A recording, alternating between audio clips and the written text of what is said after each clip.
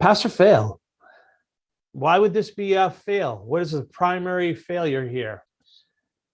Tie wraps are not an improved hanger. Actually, whole page of what you can use for hangers, and God, I've been looking at that page for 40 years now and never seen tie wraps as an acceptable hanging method for piping at all.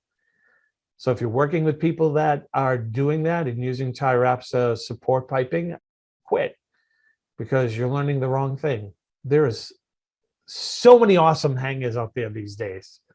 About back when I was an apprentice in plumber. Actually, I like doing plumbing now because the hangers are so nice. You make work look so nice. But no tie wraps, ever, ever, ever. Fail. See you later. Bye. By the way, PEX tubing, does anybody know how often is it supposed to be supported properly with proper hangers? Brent and Lovelace. I believe 32 inches. That's awesome. Every 32 inches. That's one of the 10,000 questions that you're going to get asked on an exam. Probably a third of you, or maybe more than a third of you, will get that question on a journeyman's exam. So there you go. The more observant you are, the better you're going to be.